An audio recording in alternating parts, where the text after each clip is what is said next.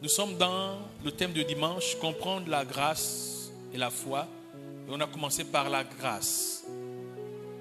Et nous parlerons ensuite de la foi plus tard.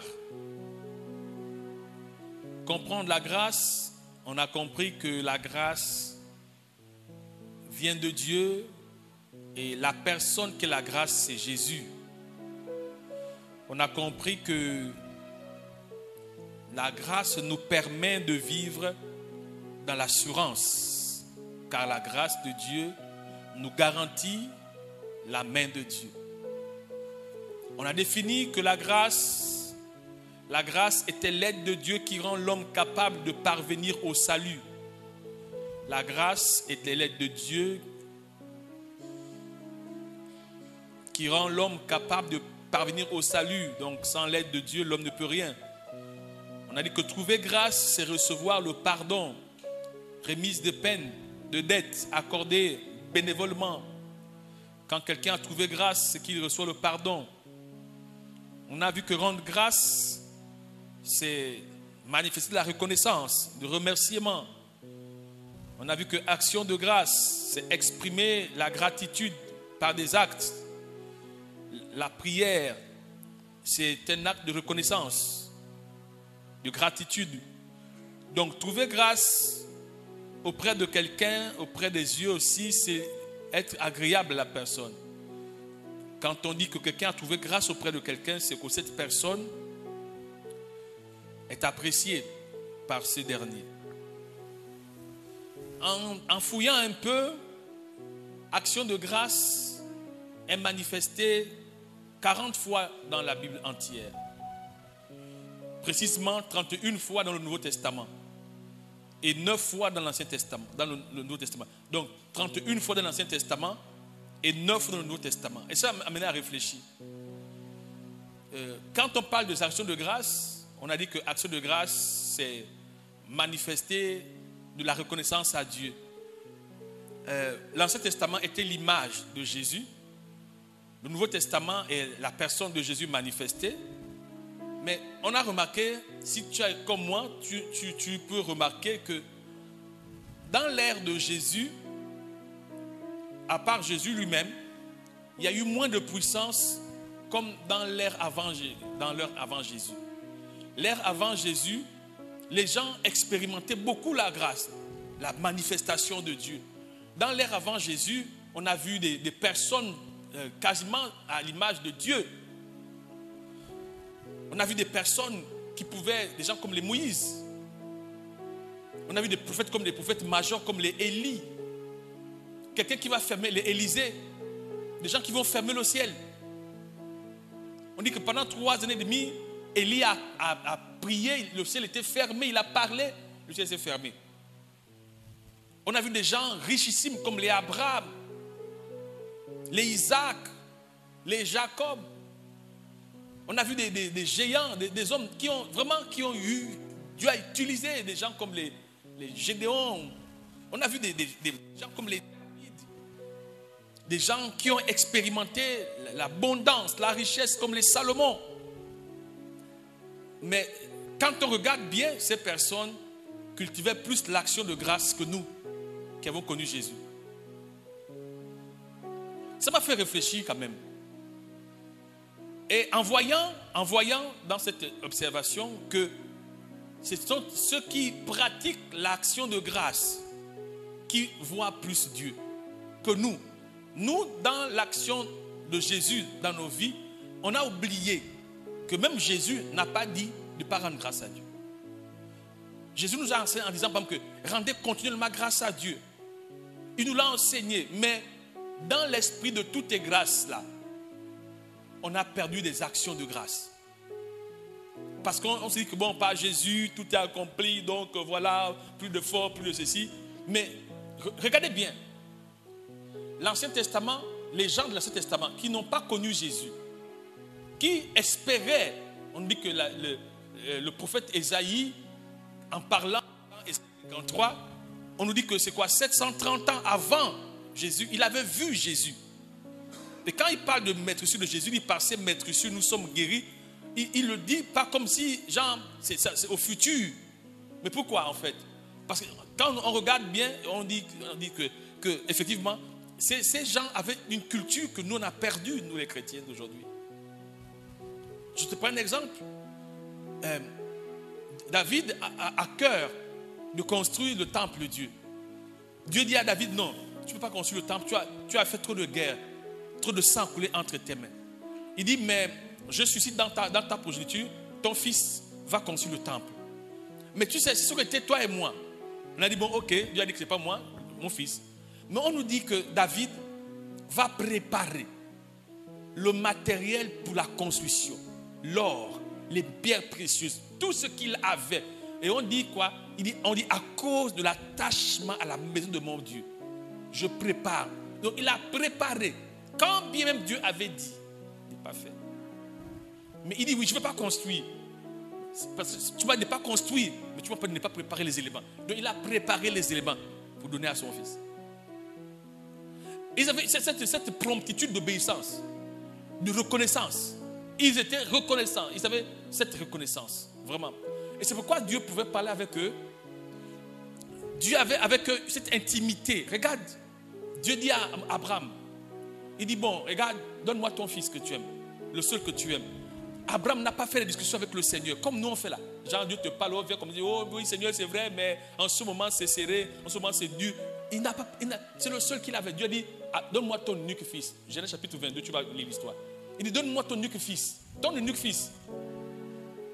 Tu entends une voix, tu dis, bon, fais telle action. Viens me remercier comme ça. Tu dis, oui Seigneur c'est vrai, dans 2 mois, quand il sera un peu libéré. Mais Dieu sait. Non, il a pris le fils.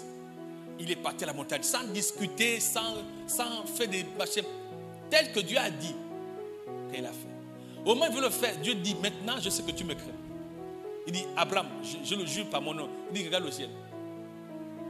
C'est normal. Ces gars avaient ils étaient reconnaissants. Ils étaient reconnaissants. Vraiment, ils avaient une reconnaissance. Si Dieu pouvait nous... Et pourtant, il n'avait pas Jésus. Il n'était pas à l'ère de la grâce de Jésus, comme nous aujourd'hui. Mais ces gars, fort. Mais le secret, c'était quoi? L'action de grâce. Donc, nous sommes plus faibles. Parce qu'on ne sait même pas dire merci à Dieu. Même seulement dire merci à Dieu, c'est compliqué. Et il le dit, je n'ai pas mis ma Bible là sur moi, je ne suis pas fouillé là-bas. Quand Dieu va dire que ne sois pas sage à tes propres yeux. Ne te vois pas trop sage. Ne te vois pas trop sage.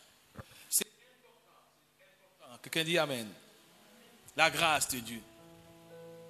La grâce de Dieu. Vraiment, ça m'a touché moi-même dans ce message. Vraiment, je me suis même beaucoup encore rectifié dans mon langage.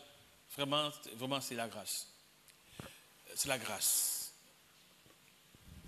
Il dit que sa grâce est suffisante. Je suis dans 2 Corinthiens chapitre 12, 9. Parce qu'on va voir en fait que quelqu'un peut se priver de la grâce. 2 Corinthiens 12, 9, il dit, ouais, et il m'a dit, ma grâce te suffit, car ma puissance s'accomplit dans la faiblesse. Je me glorifierai donc bien plus volontiers de mes faiblesses, afin que la puissance de Christ repose sur moi. La puissance de Christ, la grâce c'est Christ. Mais l'Ancien Testament, il n'est pas Christ. Ils avaient l'image. Il n'est pas Christ. Christ en moi, l'espérance de la gloire. Il n'est pas Christ en eux. Mais regardez les victoires qu'ils avaient. Regardez les victoires qu'ils avaient. Aujourd'hui, ça nous manque. Donc, il dit la grâce est suffisante. Donc, vu que la grâce est suffisante et qu'elle est manifestée dans les faiblesses de l'homme, donc tout homme peut devenir quelqu'un d'exceptionnel par la grâce de Dieu. Tout homme. Tout homme. Parce que c'est ce dont l'homme a besoin. L'homme a besoin de la grâce de Dieu pour progresser dans ce monde. Et Dieu dit que c'est dans ces faiblesses qu'il se manifeste. Donc l'homme sans Dieu est de facto dans des faiblesses. Donc, techniquement, tous ceux qui sont faibles sont supposés vivre la grâce. Pourquoi nous n'expérimentons pas? Parce que nous ne sommes pas reconnaissants.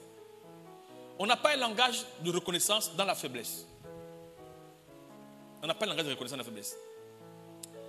Tout ce qu'un homme a lui vient de Dieu et par grâce. Ce que l'homme a ne l'a pas parce qu'il est compétent. Et c'est un tort que de penser que ce que nous sommes, que nous avons, c'est parce que nous sommes intelligents, brillants. Souvent, quand on dit à quelqu'un que tu es brillant, il devient orgueilleux. Il faut dire à l'enfant qui est brillant, tu es brillant par la grâce de Dieu. Il faut dire à l'enfant que tu y arrives parce que Dieu est avec toi. Si ce n'est pas dit, cet enfant va briller, il pensera qu'il le fait parce qu'il est fort. Et à partir de ce moment, il va activer la privation de la grâce dans sa vie. Dès que tu ne reconnais pas Dieu dans tes voies, ce que Dieu va faire, il va boucher le robinet pour te montrer que c'est lui qui t'active. C'est pourquoi plus un enfant est reconnaissant, plus tôt il est reconnaissant, plus loin il ira. Plus loin il ira. Et puis la grâce, c'est le favoritisme de Dieu dans la vie de quelqu'un. Hein? C'est vraiment la bonté de Dieu dans la vie de quelqu'un. Jacques 1, verset 17 dira que toute grâce excellente et tout don parfait descend d'en haut du Père des Lumières, chez lequel il n'y a ni changement ni ombre de variation. C'est-à-dire que Dieu n'est pas un Dieu d'émotion, de variation. Ce n'est pas un Dieu bon, je ne suis pas d'accord, non. Il est bon vraiment, malgré, et comme tu sais que la grâce ne dépend pas de nos émotions, c'est un don de Dieu.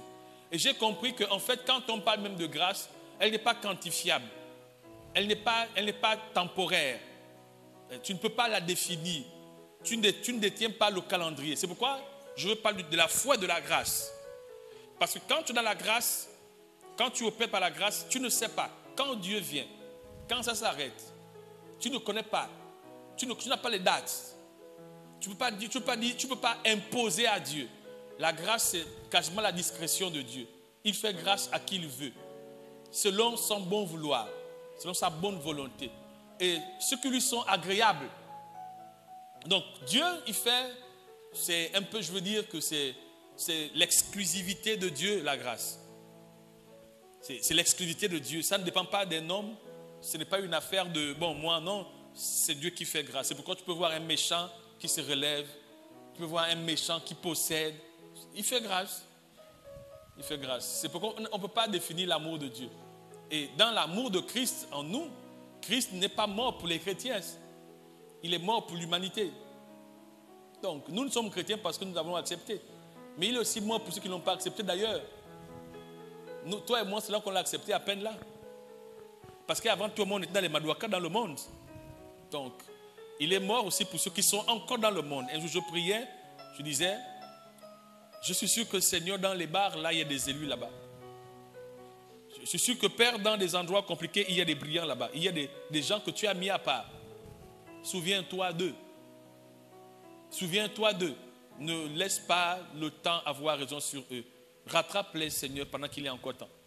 Donc, il y a effectivement la grâce de Dieu qui s'exprime dans toute l'étendue de l'être humain. Il y a pas, personne ne peut dire je suis meilleur que toi. Vous savez, les gens s'orgueillissent parce qu'ils pensent que ce sont eux qui font ce qu'ils sont. Et quand tu penses que c'est grâce à tes capacités, tu crées l'orgueil. C'est pourquoi il dit qu'il résiste aux orgueilleux. Parce que l'orgueilleux se vante des capacités en pensant que c'est grâce à lui.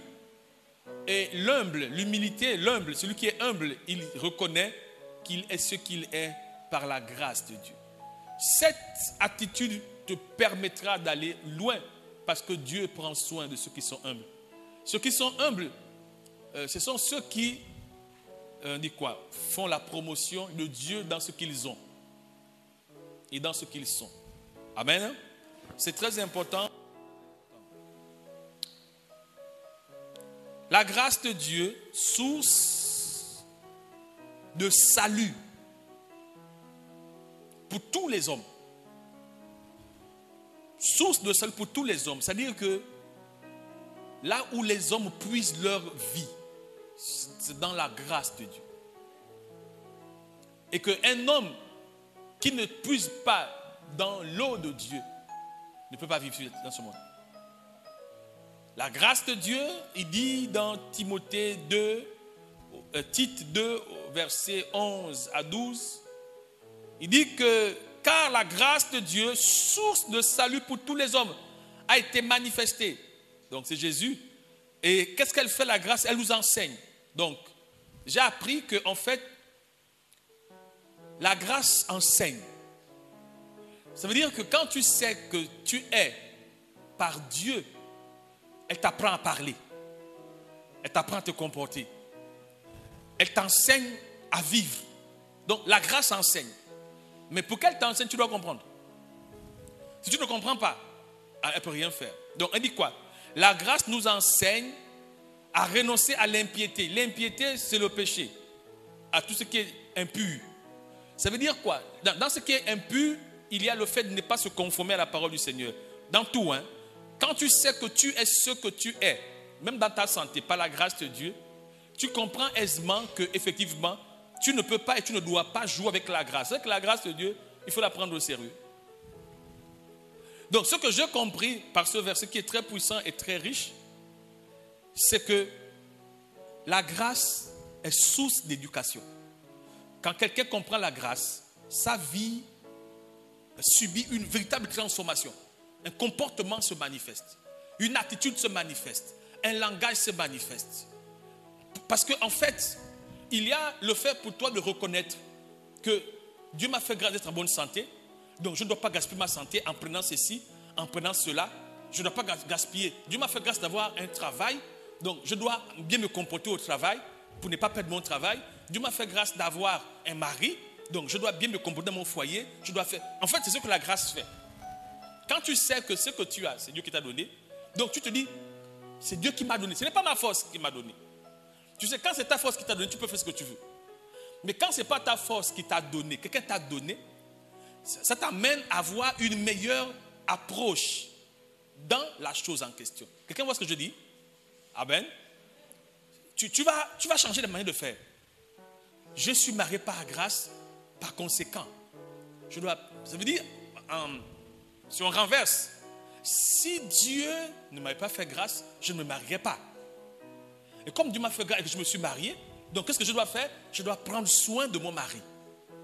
Je dois bien me comporter, bien faire ceci, bien faire cela, bien faire ceci, parce que c'est Dieu qui m'a fait grâce. C'est pour ça que je suis conscient qu'il y en a qui n'ont pas cette grâce-là. Et comme moi j'ai la grâce-là, je ne dois pas gaspiller ce que Dieu m'a donné. Amen. Et ça, dans tous les domaines, il dit quoi? Nous a renoncé à l'impiété, aux convoitises mondaines, à vivre dans le siècle présent selon la sagesse, la justice et la piété. La grâce rend sage. La grâce t'apprend à vivre dans la justice. Et c'est vraiment important ce que Dieu nous enseigne. La justice, la plupart des gens sur la terre sont injustement traités. Beaucoup d'entre nous vivons des choses, nous subissons des choses dont nous ne sommes pas l'origine. Ce sont nos parents, nos aïeux, la ligne à laquelle on descend. Nous sommes victimes. Et comme tu es victime, il y a une forme d'injustice. Ce n'est pas toi qui as fait. Et même Adam, quand Adam a fait, toi tu étais là. Non, il y a une forme d'injustice que nous vivons. Alors, quand tu es sous la grâce de Dieu, tu deviens juste envers ceux qui ne sont pas dans ça. Tu deviens juste envers les gens qui sont maltraités. Vous savez, les gens, souvent, quand les gens qui sont nommés là, ils sont tellement quelquefois arrogants. Ce qu'ils oublient, c'est qu'ils sont nommés, pas parce qu'ils sont meilleurs diplômés, c'est la grâce de Dieu. Et comme Dieu t'a mis là par grâce, tu es obligé d'être juste envers ceux qui sont en face de toi. Parce que toi, tu as eu la grâce que d'autres n'ont pas. C'est ça, il faut comprendre la grâce. Toi, tu as eu la grâce que d'autres n'ont pas. Et comme tu as la grâce que d'autres n'ont pas, deviens juste envers ceux qui n'ont pas eu cette grâce encore. C'est ce que la grâce nous enseigne. Donc la grâce éduque les hommes. La grâce éduque. C'est pourquoi il faut comprendre la grâce. Être en vie. Tu sais combien de jeunes sont morts? Combien de gens sont en train de mourir? Alors que nous parlons là, toi tu es en vie. Et tu sais que Dieu dit que la vie est un don de Dieu. La vie c'est la grâce de Dieu. Donc comme tu sais que la vie est la grâce de Dieu, qu'est-ce que tu fais? Tu rends grâce à celui qui t'a donné la vie. Tu fais pourquoi? Pour qu'il continue à donner la vie. Donc la grâce t'apprend à honorer la source de ce que tu as. Quelqu'un avec moi ce soir? Donc si tu as cette attitude, tu vivras longtemps. Et tu auras beaucoup de choses. Parce qu'en fait, même naturellement, nous savons prendre soin de ceux qui sont reconnaissants. Quand quelqu'un est reconnaissant, tu as envie de continuer à lui faire du bien, n'est-ce pas? En général, le bien dans nos vies s'arrête dès qu'on cultive l'ingratitude. Personne n'a envie de continuer à faire du bien à quelqu'un qui n'est pas reconnaissant. Personne. Personne. Aussi longtemps que tu seras reconnaissant, aussi longtemps Dieu continuera à te donner. Donc, la grâce nous amène à avoir une vie droite envers le Seigneur. Alléluia. La version Sommer dit ceci. En effet, la grâce de Dieu s'est révélée comme une source de salut pour tous les hommes. Elle nous éduque et nous amène à nous détourner de tout mépris de Dieu et à rejeter la puissance des gens de ce monde. Ainsi, nous pourrons mener dans le temps présent une vie équilibrée, juste et empreinte de piété. Oui, c'est tellement juste, c'est tellement juste. C'est pourquoi j'ai pris encore cette version-là. C'est tellement juste, bien propre. Regarde ce qu'il dit. Il dit, en effet, la grâce de Dieu s'est révélée comme une source de salut pour tous les hommes. Elle fait quoi? Elle nous éduque et nous amène à nous détourner de tout mépris de Dieu et à rejeter les passions des gens de ce monde. Qu'est-ce qu'elle fait, la grâce? Elle éduque. Elle éduque. Elle t'apprend à reconnaître Dieu dans ta vie. Elle t'apprend à valoriser Dieu dans ta vie. Elle t'apprend à adorer Dieu. Elle t'apprend même à faire quoi? Elle t'apprend à mener une vie équilibrée. Oui, oui. La grâce t'amène à mener t'éduque à mener une vie équilibrée. Une vie juste. Empreinte de piété. Elle t'apprend à marcher droit. Vraiment, les amis. C'est vrai que nous devions comprendre les Écritures. Il dit que par exemple, il dit que nous sommes sauvés. Éphésiens 2, 8, il dit quoi? Il dit car c'est par grâce que vous êtes sauvés. C'est par grâce que vous êtes sauvés. Tu sais que même pour avoir la foi, c'est la grâce. Dieu, il fait grâce. Ce qu'on appelle le don de foi. Le don de foi, c'est la grâce d'avoir la foi. Quand Dieu dit que tout est grâce, tout est grâce. Même venir à l'église, c'est la grâce de venir à l'église. C'est ce que Dieu dit dans Philippiens 2, Philippiens chapitre 2 au verset 13. Il dit que c'est lui qui produit en nous le vouloir et le faire selon son bon plaisir. Tu sais que si Dieu ne te met pas ça, tu ne fais pas grâce, tu ne viens pas à l'église. Oh. C'est compliqué, n'est-ce pas? Si Dieu ne te fait pas grâce, tu ne viens pas à l'église. Venir à l'église même, c'est la grâce de Dieu. Celui qui met en toi le désir, bon, aujourd'hui il va à l'église. Donc quand Dieu n'a pas mis le désir dans quelqu'un, c'est que tu es là, ton cœur noirci. C'est-à-dire que même être chrétien, c'est un don de Dieu, c'est une grâce. C'est pourquoi il faut célébrer le Seigneur. Il faut rendre grâce à Dieu. Il faut exprimer la reconnaissance parce que tu ne sais pas combien de problèmes Dieu t'évite en te conduisant dans sa présence.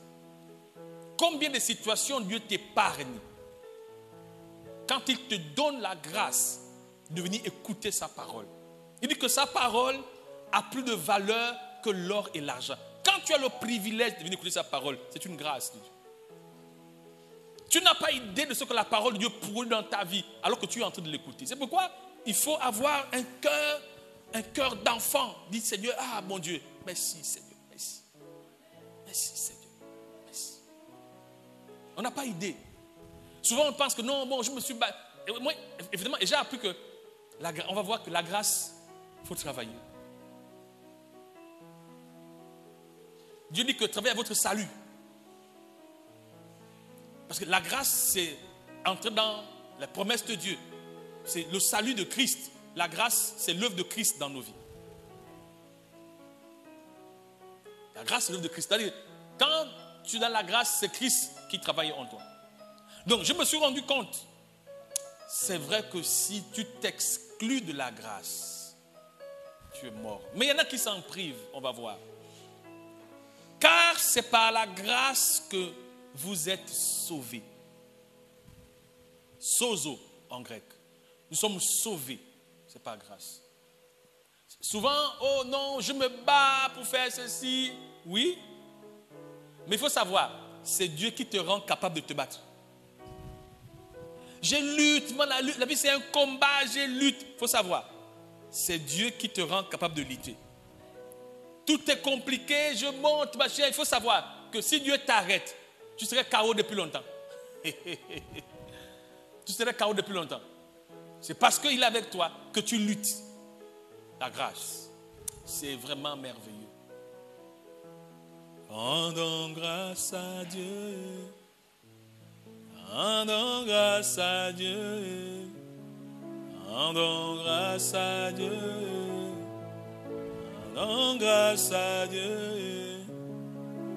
Rendons grâce à Dieu. Rendons grâce à Dieu. Rendons grâce à Dieu. Rendons grâce à Dieu. Rendons grâce, rendons grâce, rendons grâce à Dieu.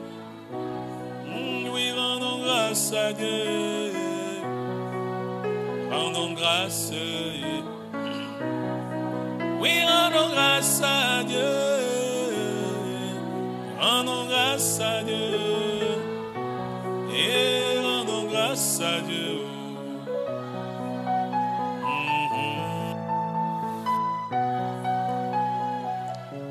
Je me bats ma vie, je me bats. Frère, si la grâce n'était pas sur toi, il y a longtemps tu serais KO. Si tu arrives encore à te battre, c'est parce que la grâce est sur toi. Souvent on a l'impression que nos propres forces, ce sont nos propres forces. Il faut savoir que dans tes propres forces, il y a la force de Dieu. C'est parce qu'il y a la force de Dieu que tu as la force. Et tout est grâce. Je pense que la mauvaise compréhension et exploitation de la grâce nous amène à mépriser la grâce. Tout ce que tu fais, n'oublie pas, j'ai envie de dire que tout ce que tu arrives à faire, c'est à cause de la grâce. Tu sais par exemple, la santé, c'est la grâce de Dieu. La santé, c'est la grâce de Dieu. Tu sais ce qui se passe dans le corps là-bas? Le cœur bat, les machines, qu'est-ce qui se passe? C'est la grâce de Dieu qui fait ça. Et comme le texte le dit, nous l'a dit plus haut, la grâce nous enseigne à marcher avec piété, humilité, reconnaissance. Donc la grâce éduque. Et on a vu un bon verset. Tite 2, 11, 12 dit quoi? En effet, la grâce de Dieu qui s'est révélée comme une source de salut pour tous les hommes. Source de salut, source. La source, là où on va puiser. On va puiser. Elle nous éduque. Elle nous éduque et nous amène à nous détourner. Donc, qu'est-ce que la grâce fait? La grâce éduque. J'insiste. Quelqu'un qui marche sous la grâce, qui reconnaît la grâce dans sa vie, a un langage éduqué. Quelqu'un qui sait, comme je l'ai dit, je reviens là-dessus, parce que c'est important. Quand tu sais que tu es marié par grâce et que tu sais que d'autres ne sont pas mariés, quand tu sais que tu es marié pas parce que tu es belle, que Dieu t'a fait grâce, tu respectes la grâce que Dieu t'a donnée. C'est ça la grâce. Amen. Philippiens 2:8, Éphésiens 2:8 nous dit quoi? Car c'est par grâce que vous êtes sauvés par le moyen de la foi. Il dit, et cela ne vient pas de vous, c'est le don de Dieu. C'est le don de Dieu. Don, c'est aussi grâce. Il dit, c'est la grâce de Dieu. La grâce de Dieu. Il faut être humble, hein, vraiment. Il faut être humble. Il faut savoir s'effacer. Il faut savoir descendre. Vous savez, souvent, malheureusement, les gens, quand ils ont un peu l'être humain, quand quelqu'un a de l'argent, ils pensent que non, c'est grâce à lui.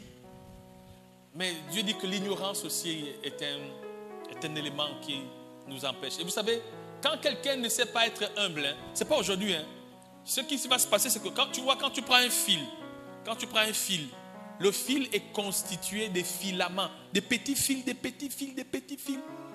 Souvent, quand tu vois un fil se rompre, ça a pris du temps.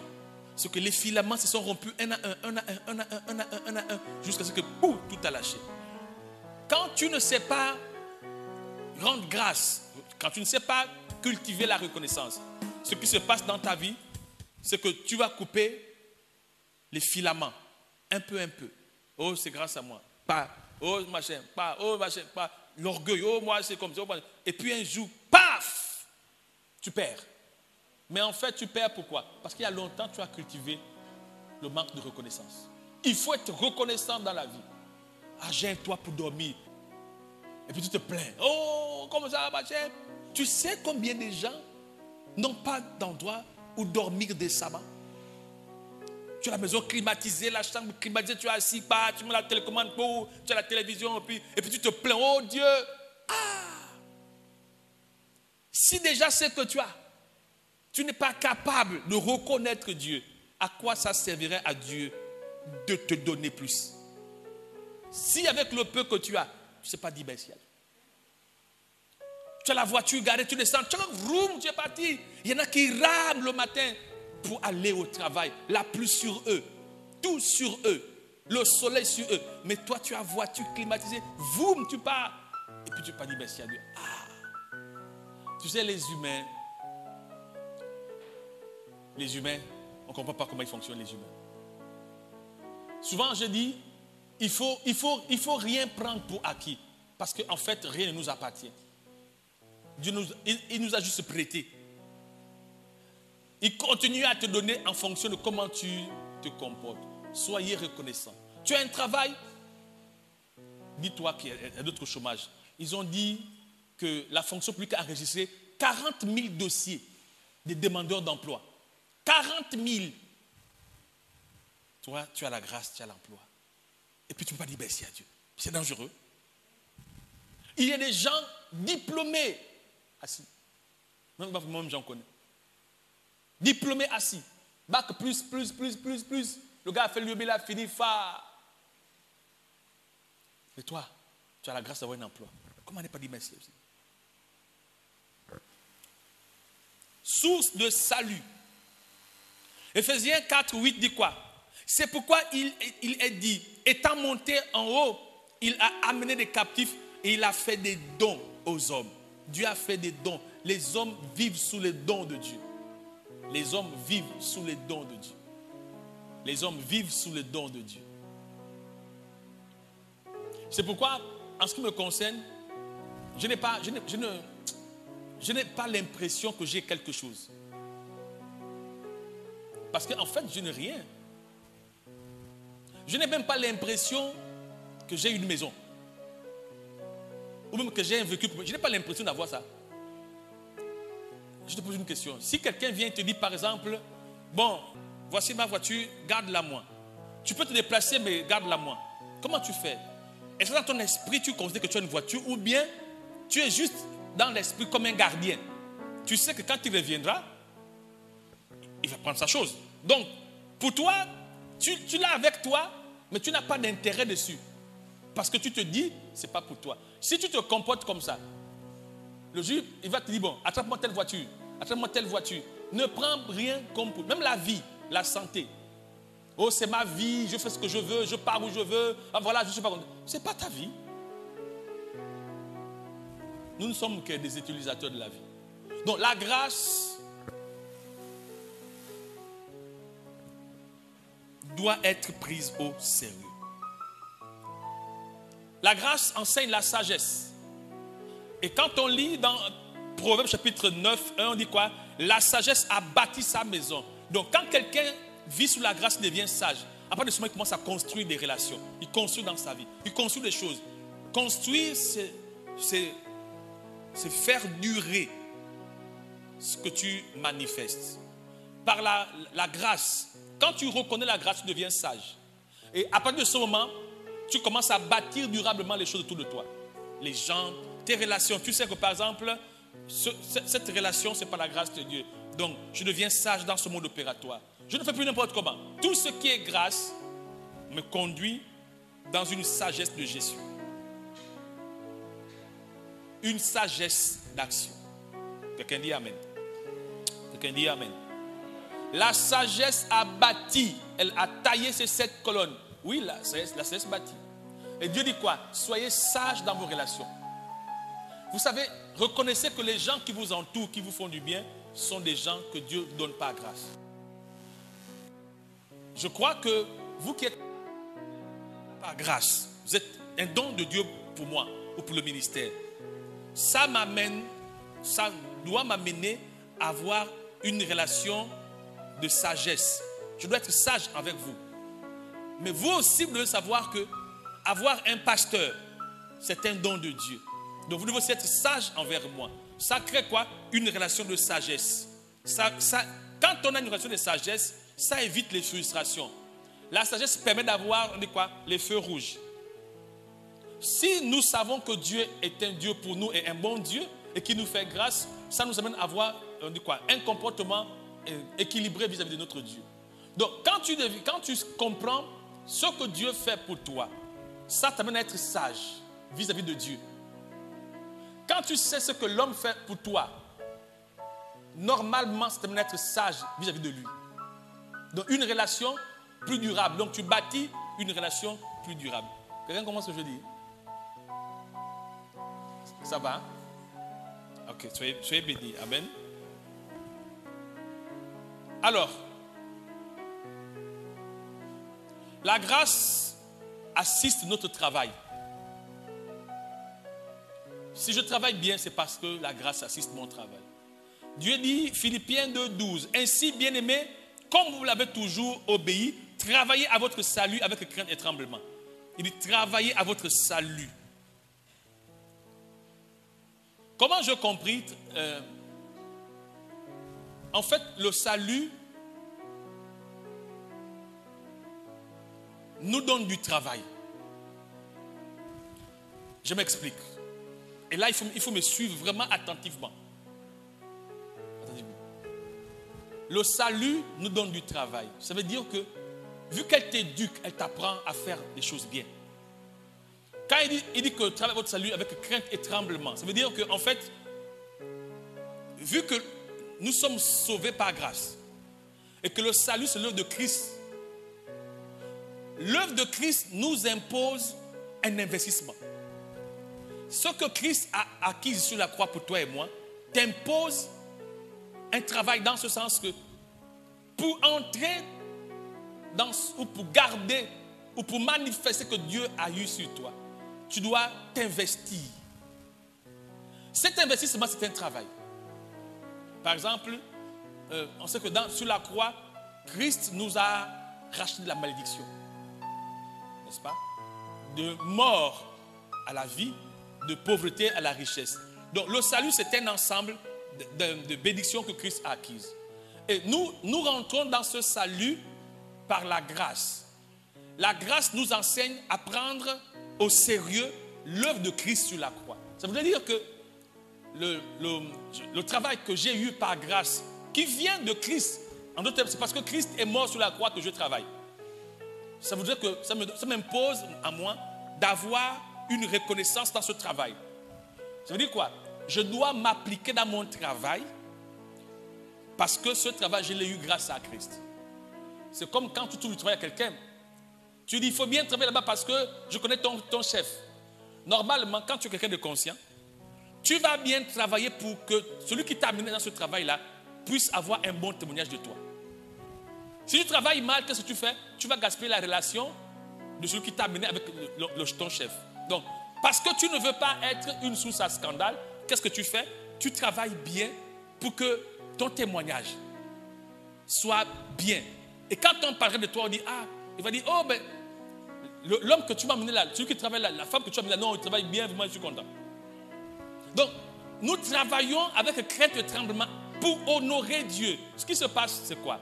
C'est que la plupart d'entre nous qui avons la grâce de Dieu là, nous la banalisons et ça fait que Dieu ne soit plus honoré. Parce que nous cafouillons le travail que Dieu nous a donné. Nous cafouillons les grâces que Dieu nous accorde. Et ça fait quoi? Ça dépeint Dieu. Ça dépeint Dieu. Ça désintègre Dieu. Et aujourd'hui, on a l'impression que l'œuvre de Christ sur la croix, c'était pour rien en fait. C'était pour rien. Pourquoi? Parce que nous ne nous investissons pas au maximum pour que nous continuions à garder le témoignage de Christ. Et quand on nous regarde, oh Dieu quand il nous regarde, dit, oui, ça a valu la peine. Il fallait que Dieu meure pour que tu sois ce que tu es devenu. Et ça, c'est le fruit de quoi? Du travail. Donc même quand Dieu t'a donné l'enfant, tu dois en prendre soin. Tu dois en prendre soin. Dieu donne une maison, tu dois en prendre soin. Tu dois continuer à travailler dans cette maison, la rendre agréable. Pourquoi? C'est un don. Et on prend soin du don. Alléluia. C'est pourquoi il dit de travailler avec crainte et tremblement à notre salut. Donc ce que Dieu nous a permis d'avoir sur la croix là, on doit en prendre soin. Pas négliger. Tu as la grâce d'être en bonne santé. Prends soin de la santé. Tu as la grâce d'avoir un mari. Prends soin de ton mari. Tu as la grâce d'avoir des enfants. Prends soin de tes enfants. Travaille pour qu'ils réussissent. Dieu sera glorifié. Dieu sera glorifié. Il dit, travaillez votre salut avec crainte et tremblement. Tu as la grâce d'avoir des biens. Prends soin de tout bien que Dieu t'a donné. Tu as une voiture que Dieu t'a donnée. Prends soin. Fais les vidanges. Pour que Dieu continue à te glorifier. Parce que le jour où tu perds cette voiture-là, on va dire quoi? Ce n'était pas un vrai don de Dieu. Alors aussi longtemps tu auras, tu seras toujours en train de glorifier Dieu. Et puis Dieu sera honoré. Vous voyez un peu ce que je dis? Alléluia. Donc aussi longtemps tu vas travailler à ton salut, Dieu sera toujours glorifié. C'est pourquoi il faut travailler au salut. Tu as la grâce d'être homme de Dieu, serviteur de Dieu. Travaille avec crainte et tremblement dans ce que Dieu t'a donné. Travaille avec crainte. Avec crainte, ça veut dire quoi? Veille à ce que ton travail continue à honorer le Seigneur. Continue, fais que ce que tu fais continue à glorifier Dieu. Moi, je suis pasteur. Je dois travailler à mon salut avec crainte et tremblement. Pourquoi? Pour que Dieu continue à être glorifié dans mon sacerdoce. Donc ça m'amène à faire quoi? À m'investir. Crainte et tremblement. Dans la crainte, il y a la sagesse. La crainte de Dieu est le commencement de la sagesse. Tremblement, c'est se dire que ce que je fais, d'autres peuvent le faire mieux que moi. Et comme je suis là pour le faire, alors je dois me déployer à bien faire. N'ai jamais pensé que ce que je fais, personne ne peut le faire. Non. Quelqu'un d'autre peut faire ce que tu fais mieux que toi. Et comme tu as la grâce de le faire, fais-le bien. N'ai jamais se dire que non, comme je suis là, comme je suis là, non. Dis-toi que tu es là par grâce. Et comme tu es là par grâce, donne le meilleur de toi. Amen. Ça m'a éduqué moi-même. Ça m'a éduqué moi-même. Ne te vois pas, il dit, ne te vois pas fort à tes propres yeux. Ne te vois pas sage à tes propres yeux. Ne pense pas que tu es grand. Non, dis que Dieu m'a fait grâce. Je suis grand par la grâce de Dieu. Tu sais, souvent, tu vois des gens qui conduisent les voitures de l'État, là, surtout les fonctionnaires, les hauts fonctionnaires, et ils sont tellement farfelus, quand tu les regardes, bon, ma fille, pas toi. Pour la plupart, quand je les vois, c'est-à-dire que, même quand ils disent, frère, c'est pas pour toi. Un matin, on peut t'arracher comme ça. Moi, j'ai mon carabouja, ça c'est pour moi. Qui peut m'arracher mon carabouja? Seul Dieu qui me l'a donné. Mais toi, où tu es là comme ça, un matin, comme on peut te descendre, on t'arrache tout. Donc, sois humble. Sois humble. Les grands fonctionnaires, les fonctionnaires d'État là, tu les vois dans les gros machins là en train de faroter, c'est comme si c'était pour eux. Ils ont payé ça. Il faut descendre. Il faut descendre. C'est un don. On t'a fait don. Le jour, le patron là-bas, il est énervé, il m'a dit comme ça, il dit, rends les clés là-bas. Soyons humbles, amen. Donc, travaillons à notre salut. Tu sais, même la vie éternelle, pour aller au ciel, il faut travailler. Tu sais qu'il faut que tu travailles. Travailler, c'est quoi? Continuer à garder les exigences. C'est un travail. Tu sais que même la prière est un travail.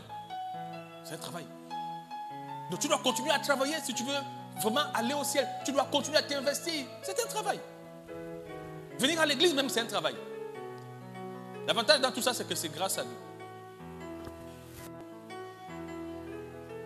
Tu sais que tu peux te prouver de la grâce de Dieu. Alors, on va regarder pourquoi beaucoup se prouvent de la grâce. Et comme je l'ai dit en introduction, j'ai fait le constat, et ça m'a choqué. de voir que dans l'Ancien Testament, les gens expérimentaient la grâce plus que nous qui sommes dans cette alliance de Christ. C'est embêtant. Pourquoi nous, aujourd'hui, notre grâce n'est plus comme celle. Tu sais, les gens qui ont marqué l'histoire, c'est dans l'Ancien Testament.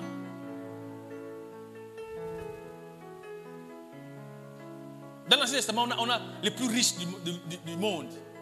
Les plus riches dans l'Ancien Testament. Les plus forts. Les plus puissants.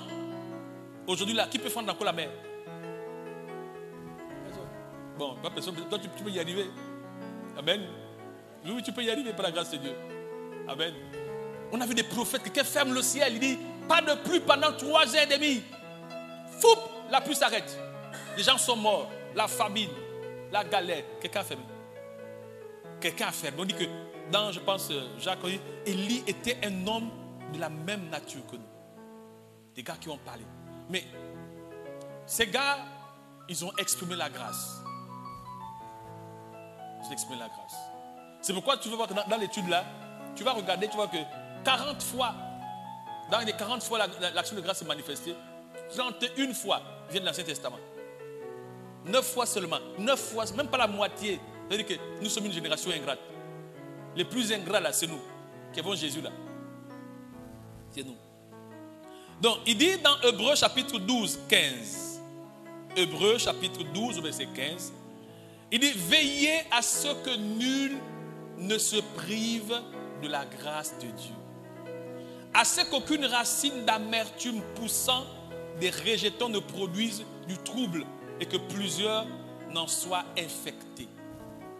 Veillez à ce que nul ne se prive de la grâce de Dieu. À ce qu'aucune racine d'amertume poussant des rejetons. Alors, il parle de racines. Où sont les racines? Sous terre, n'est-ce pas? En général, les racines ne sont pas visibles. Les racines sont enfouies dans la terre. Ça fait référence au cœur de l'homme. Tu sais, on ne te voit pas. Même si on sait qu'on voit l'homme, le cœur de l'homme par ses œuvres. Mais tu sais, ce que tu penses, c'est toi qui sais. Et puis Dieu qui sait. Si tu penses humble, Dieu sait. Il dit qu'aucune racine d'amertume. L'amertume, c'est ce qui nous rend amers. Tu sais que l'orgueil rend amer. L'orgueil, la suffisance, ça rend amer. Quand quelqu'un a, c'est pourquoi Dieu dit par exemple qu'il est difficile à ceux qui ont beaucoup de biens d'entrer dans le royaume des cieux. Quand quelqu'un a de l'abondance, en lui, il y a eu un comportement difficile, en fait, c'est ça, être amer. Quand tu as un comportement difficile, c'est un peu, mais les gens qui ont sont souvent comme ça. Les gens qui n'ont pas sont obligés d'être humbles. Quand tu vois un pauvre orgueilleux, lui là, il n'y a même pas de qualificatifs sur ce. Tu n'as rien, tu fais l'orgueil sur quoi? C'est les gens qui font l'orgueil. Donc, écoute ce que Dieu dit. Il dit que ce n'est pas un sentiment qu'on voit, mais c'est à l'intérieur. Ça te rend amer. Amer là, ce n'est pas que tu parles mal aux gens, non. C'est que comment je vais expliquer ça au Saint-Esprit? Quelqu'un qui est amer, tu sais, le piment n'est pas amer, le piment pique. Quelqu'un qui est amer, c'est quelqu'un, c'est quoi le contraire d'amer? Quelqu'un qui est amer. Amer, son contraire c'est quoi? De bon, n'est-ce pas? Bon. Quand quelqu'un n'est pas amer, il est bon. Donc, quelqu'un qui est amer, il est amer par rapport à quelque chose. Tu sais, le fait de savoir que tu es et que tu as crée en toi un sentiment où tu vois des gens un peu bizarres. Tu vois des gens un peu moins. Voilà. C'est ça en fait. Il parle de racine d'amertume. Racine d'amertume, c'est une attitude qui est enfouie en nous, qui n'est pas toujours visible à l'œil nu, mais que tu exprimes, genre, je ne sais pas comment exprimer ça, bon. Hein? Voilà. Il y a une suffisance en toi, donc tu peux daber sur les gens, quoi. Voilà. Ce n'est pas tant que tu tu peux l'exprimer verbalement. Non. Ça s'exprime par une attitude. Il dit qu'aucune racine d'amertume ne produise du trouble. Donc, quand quelqu'un est troublé, c'est-à-dire que c'est quelqu'un qui perd les repères. En général, quand tu es orgueilleux, tu perds des repères. Dieu dit quoi? De ne pas déplacer les bonnes de père. En général, un père enseigne l'humilité à son enfant. Donc, il y a des valeurs qu'un père te donne. À quel moment on perd les valeurs? Quand on commence à avoir une certaine autonomie. Tant que l'enfant est sous ton, tu l'imposes des valeurs.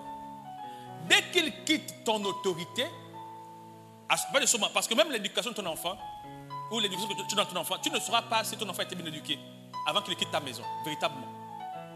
Tu sauras si tu as réussi l'éducation que quand l'enfant véritablement quitte ta maison. Comment est-ce qu'il se prendra en charge là où il partira? C'est en ce moment que tu sauras véritablement. Dans ta maison, il peut être encore enfant belle, tout ça, machin, mais au-delà de tout, il y a une soumission qui est avec. Mais quand il quitte ta maison et tu connaîtras ton enfant, quand il commencera à avoir des moyens, est-ce que cet enfant continuera à subvenir à tes besoins? Ou est-ce que cet enfant va te prendre en charge, va t'assister? C'est en ce moment que tu connaîtras le véritable cœur de ton enfant. Qu'est-ce que ton enfant est devenu? C'est quand il aura une certaine autonomie. Donc il y a des choses que tu ne connaîtras pas. Des gens qui t'entourent, de tes enfants, de tes proches, tant qu'il n'y aura pas de circonstances. Ton enfant, tu ne le connais pas, tu ne le connaîtras pas bien tant qu'il ne sera pas loin de toi. Quand il est avec toi, c'est normal qu'il te soit soumis, c'est normal parce qu'il dépend de toi directement. Mais quand il quitte de ta maison et qu'il a déjà ses propres ailes, cet enfant n'est pas obligé de faire ce que tu dis. Maintenant, tu verras si ton éducation a marqué son esprit que quand il sera autonome en dehors de ta maison. À l'église, c'est quand quelqu'un devient épanoui que tu sais si effectivement ce dernier a ressurgi dans son esprit. Parce que les gens, avant qu'ils n'aient de l'emploi, ils ont une attitude d'obéissance et de soumission. Quand ils trouvent l'emploi et qu'ils ont une autonomie, tu vas découvrir est-ce que vraiment ils sont chrétiens? Est-ce que vraiment ils ont eu l'amour de Christ? L'amour de Christ dans leur cœur se verra que quand ils commenceront à être autonomes. Plus ils auront de l'autonomie, plus il va s'élever, plus tu vas découvrir la profondeur de la parole dans son cœur.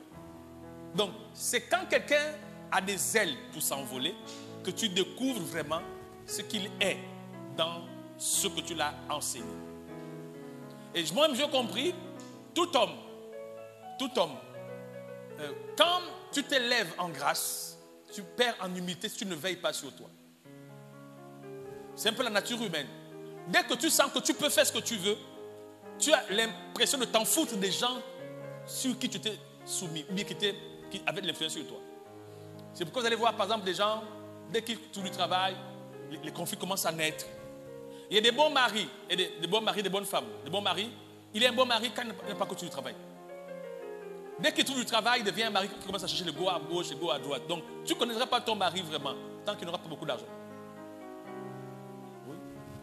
Il y a des gens maintenant qui, malgré l'argent, ils gardent des valeurs. C'est ça les vrais gens.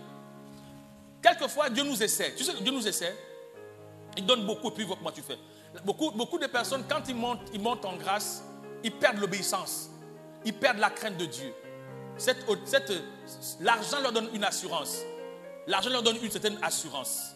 Mais ce qui se passe, c'est quoi? C'est que, en fait, tu vas perdre la grâce. Tu vas fermer le robinet de la grâce. Et beaucoup ferment le robinet de la grâce. Vous allez voir des gens qui sont brillants, qui ont des vies cycliques. Un coup, il monte, un coup, il descend, un coup, il monte. Mais en fait, tu vas voir que c'est Dieu à quoi? Quand il s'enorgueillit, Dieu fait descendre. Et quand il descend, il revient à l'église. Moi, je veux le Seigneur. Il monte, il s'enorgueille, Dieu fait encore descendre. Beaucoup sont comme ça. Vous n'avez pas remarqué? Regardez bien dans vos familles. Il fait comment? Il vient à l'église. Dieu monte. Quand Dieu monte, il ne vient plus à l'église. Il fait ses mots, il fait son chose. Quand Dieu voit comme ça, il fait quoi? Il casse encore. Boum, il descend. Et quand il descend, il revient à l'église. Il dit, oh, alléluia, Seigneur Jésus, tout ça, il commence à prier. Dès qu'il a, il oublie, il ne prie plus. Ah, il va... Oui. Donc, il a une vie cyclique parce que si tu as une vie constante, c'est que même quand Dieu te donne, garde la crainte de Dieu. Garde l'humilité. Tu continueras à jouir des merveilles du Seigneur. Alléluia. J'ai vu des hommes de Dieu, quand la grâce sourit dans sa vie, il perd la constance, il perd l'engagement, il perd tout ça. Après, pouf, ça s'arrête encore. La grâce de Dieu,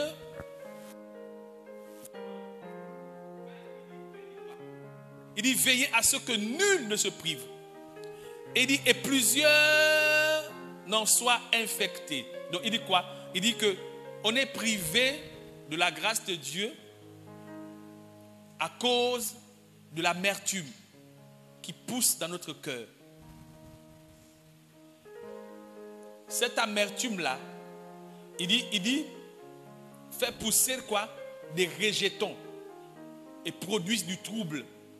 Donc, souviens-toi que j'ai dit que l'amertume dans le cœur, il parle de racine d'amertume. Donc, ton cœur produit un genre de choses quand tu es dans l'abondance ou quand tu es dans la grâce. Ces genres de choses créent le trouble en toi. Je déclare que tu ne sois pas troublé au nom de Jésus. Que même quand tu t'auras élevé, tu restes humble. Même quand tu auras ce que beaucoup n'ont pas, tu gardes l'humilité. Alors je finis en conseil. Je finis par un conseil. La vie est longue et courte. Selon.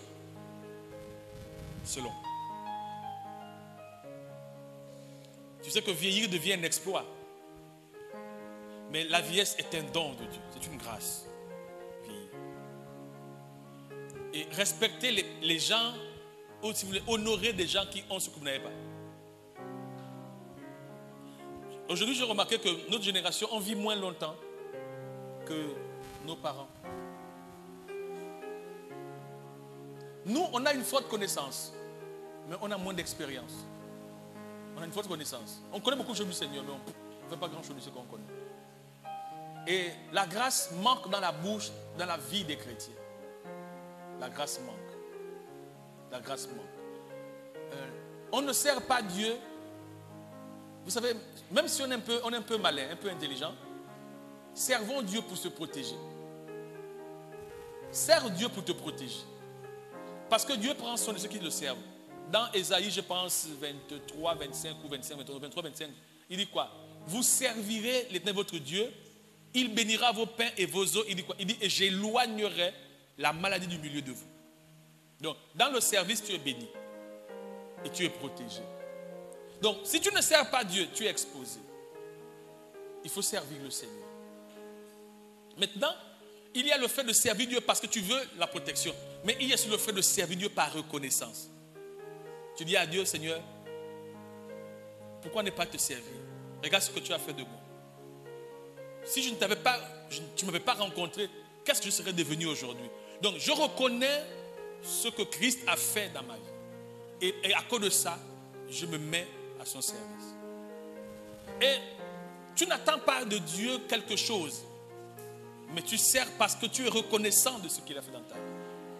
Et je pense même, mon frère, ma soeur, la meilleure approche, c'est que sers Dieu par gratitude, par reconnaissance. Dis-toi, j'avais chanté comme ça. Qu'est-ce qui peut m'empêcher de louer mon papa? Qu'est-ce qui peut m'empêcher de célébrer son nom? Qu'est-ce qui peut m'empêcher de proclamer son nom?